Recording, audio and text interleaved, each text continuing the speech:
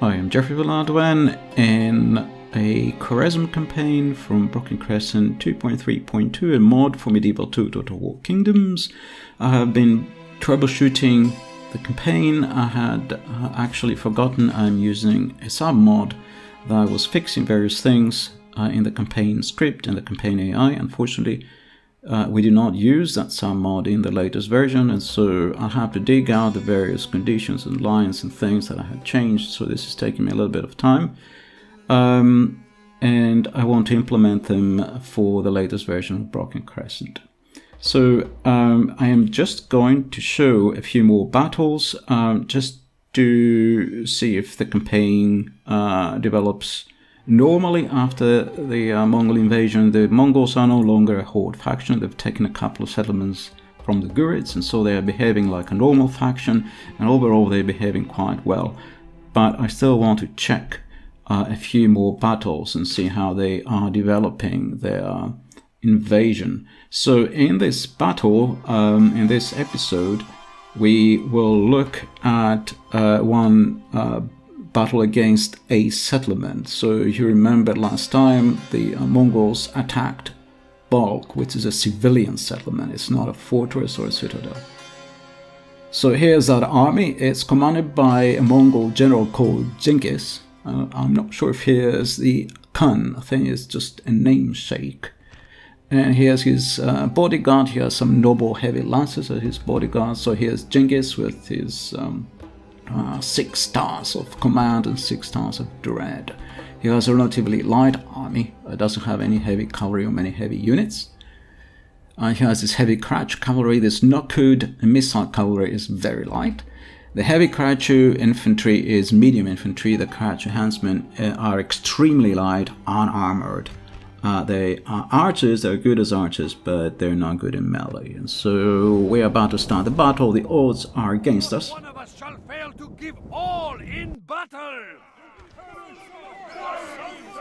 And so here is our army. They're taunting the enemy. There are some Pashtun infantry on the walls. They are medium infantry.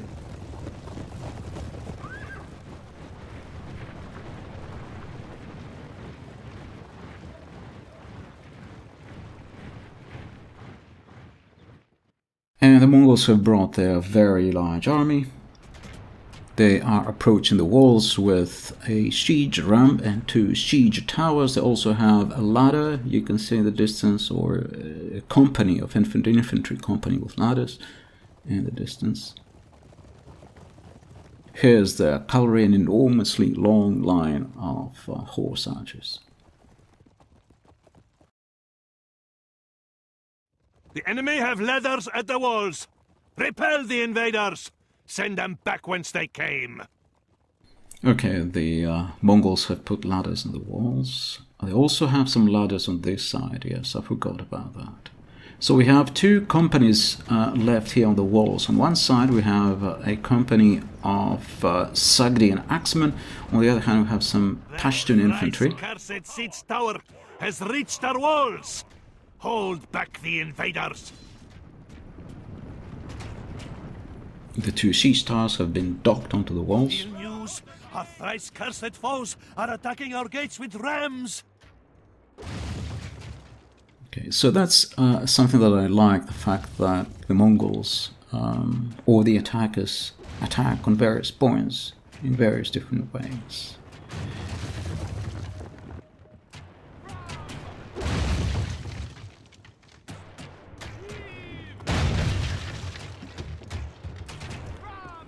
Here's our general's bodyguard. I believe he is the only cavalry unit. Here are those Pashtuns on the walls. As you can see, they're a relatively light unit. They have no helmets. They have some basic breastplate, very basic, and a metal shield. They are medium infantry. They are relatively vulnerable, but they are quite good fighting on the walls. They don't have a very high morale, so they will break eventually. But because they're protected by the walls from arrow fire, they are actually reasonably good at fighting on the walls. They are more vulnerable if they are down on the ground. So here they are engaged with some heavy Khwarezm infantry. And here the Sagdian axemen, they also look relatively unarmed, or unarmored rather. They just have a basic breastplate. Some of them have neck guards hanging from their helmets. But they don't look very heavily armored. Nonetheless, they are one of the best infantry units in the game. And so here they are massacring the other heavy Karachi infantry that got up the walls on the other side. In this part of the world, there's only one other infantry unit that's equally good, the Ghurid heavy axemen. There are no other good infantry units around here in this area of the world.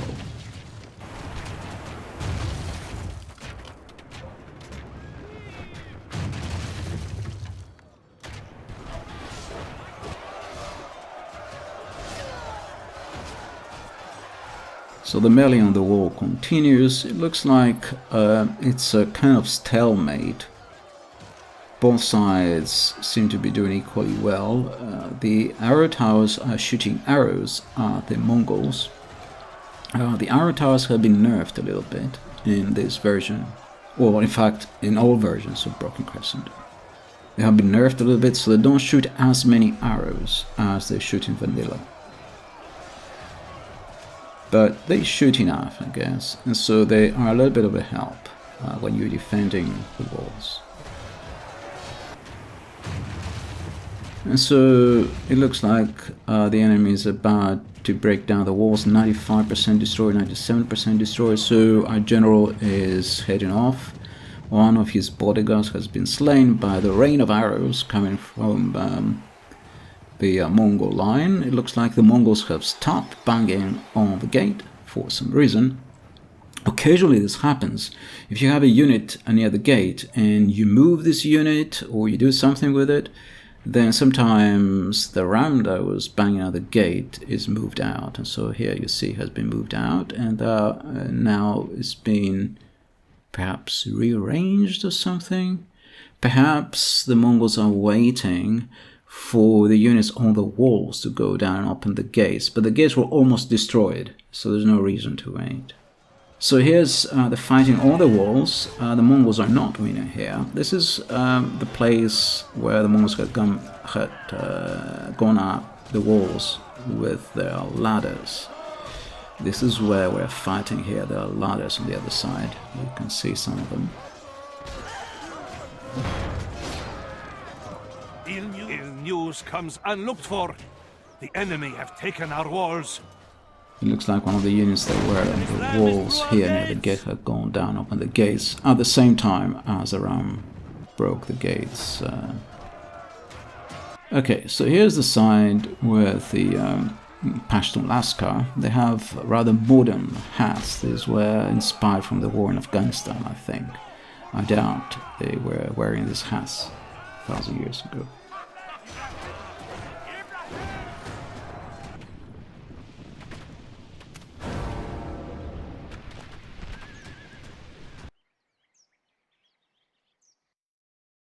And so now the Mongol cavalry is rushing in.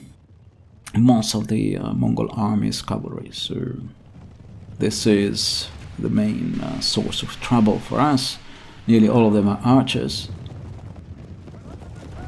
And we start hitting them with catapults.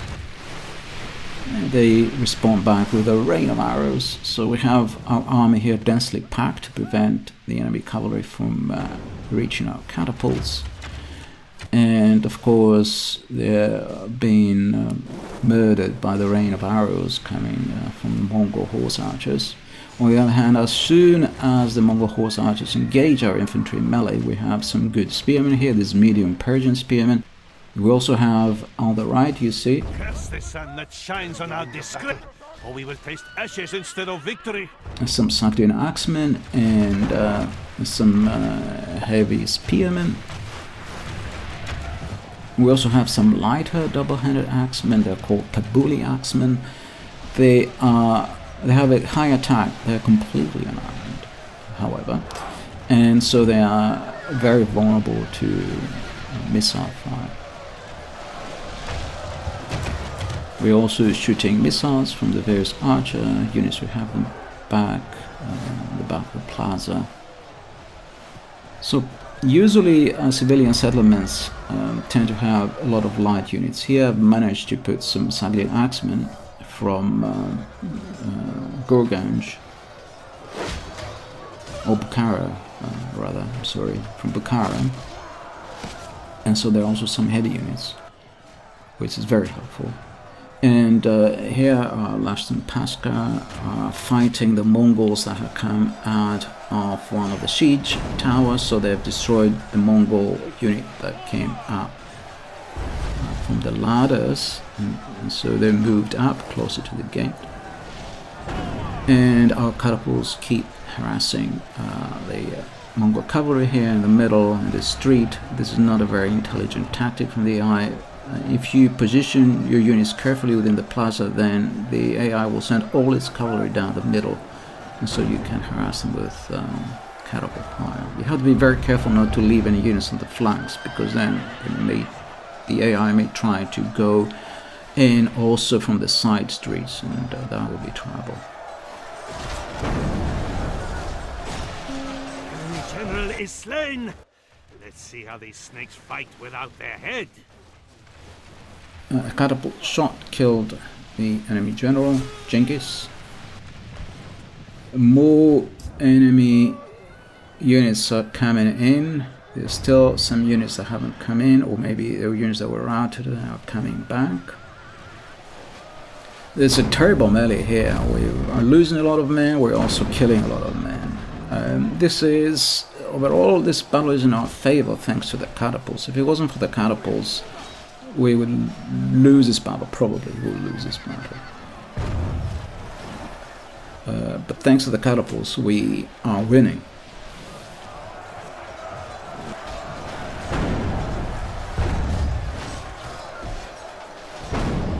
I'm in two minds about whether this was a good idea to use the catapults in the town center versus fighting on the walls, because it looks like the units on the walls are actually making good progress, whereas down here the Mongols would have won if we didn't have the catapults. So the Mongols are doing well. It's just that the catapults are really causing an enormous, very high death toll.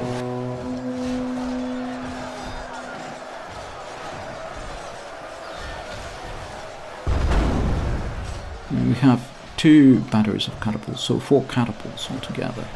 For the moment, the fickle smile of fortune shines upon us. Pray, this is a portent of a victory. Okay, so our friendly commentator thinks we're winning this battle. But you see how many men we lost, even among the spearmen. And in fact, I think even among some of the heavy units, for example, we have 3 units, I think, of Sangrian Axemen here. And they lost quite a few among them. So here the Sangrian Axemen that were on the walls have reached near the gate, so they're fighting the other heavy Karachi infantry company that have gone up this siege tower. And so they also destroyed 1 heavy Karachi infantry company. They've suffered some casualties themselves, but overall they're winning. So are the Pashtun Lascar on the other side. They cause more casualties than they have suffered. And here's the situation down the middle. The street is strewn with the scarred remains of Mongol horses and Mongol soldiers. Here are those light Kabuli axemen I was talking about here. We lost a lot of our spearmen at the front, so the Kabuli axemen have come in to reinforce and hold the line. They are completely unarmored. They are extremely vulnerable to missiles. And we have our general bodyguard here, and he's going by the side street. He's moving to the flank of the enemy, and eventually the idea is here to take the gate and prevent any of the remaining Mongol units from routing. However, the Mongols are nearly completely destroyed by now. And if you remember, they had a lot of golden chevrons. And so they either die or fight on, they never retreat. So the Mongols have nearly died by now, nearly the entire army. And our infantry has gone in to push at the front because the few Mongol units that had survived were just shooting arrows in the distance. And a lot of our infantry is very vulnerable to missiles, as I said. So they've gone forward to attack the Mongol light cavalry and light archers that were shooting from the distance. And now they're massacring them with their giant axes. In the meantime, our general is moving on the flank towards the Mongol rear, but there are hardly any Mongols left still fighting. There are about a few horsemen here, very light horsemen. These Nokud missile cavalry, very, very light. Horse archers, and there was a unit here that's been routed of light Khwarezm huntsmen. There's still some fighting on the walls here between our Sogdian infantry and this heavy Khwarezm infantry. It looks like we're winning,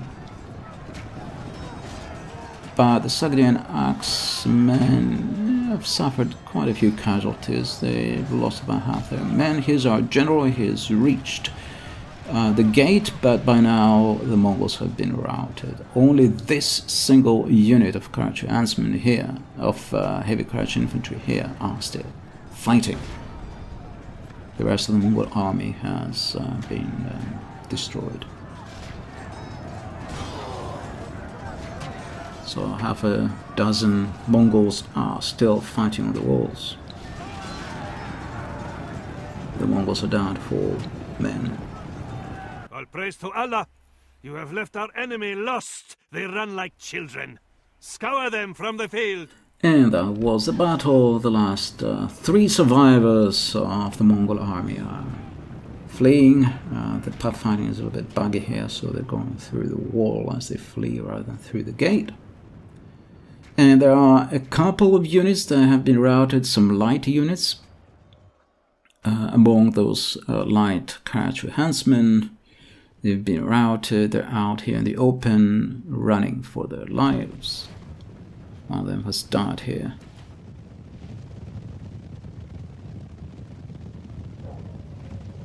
Okay, it looks like we also have this light Kipchak unit here. It's horse archers. There is still one guy around here. There's one Mongol soldier around here. Here he is.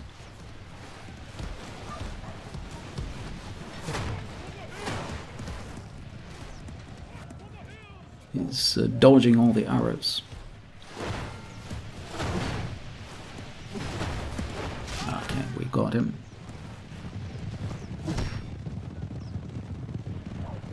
It still looks like there is another unit around somewhere.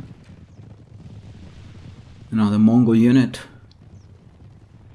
So I'm using reshade in this battle to kind of brighten up the graphics.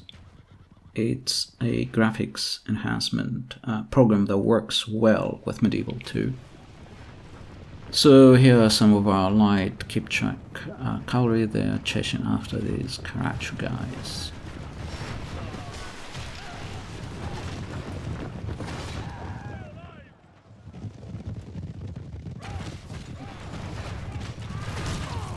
This cavalry is mercenary cavalry, some kind of tribal mercenary cavalry. All praise to Allah. This is a most crushing victory. Your name will live in marble, and our foes in sand.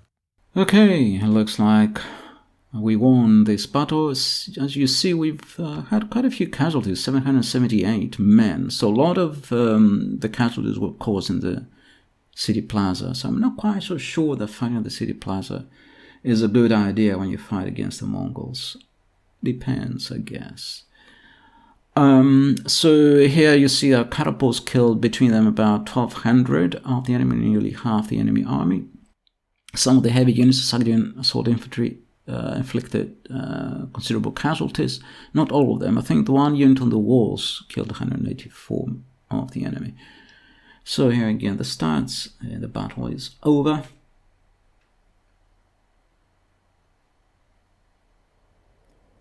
and we caught some prisoners. I don't really care at this point. Having good relations with the Mongols for me, just kill them. No! This is not how a warrior should die!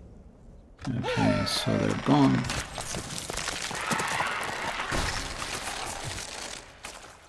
And that was the end of that game turn, game turn 100.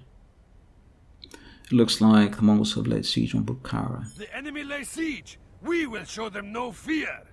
And that was the end of this episode, episode 14. So that was an interesting siege involving an attack by the Mongols on the settlement. We have a silly mission. I'm not going to bother about this. And thank you for watching.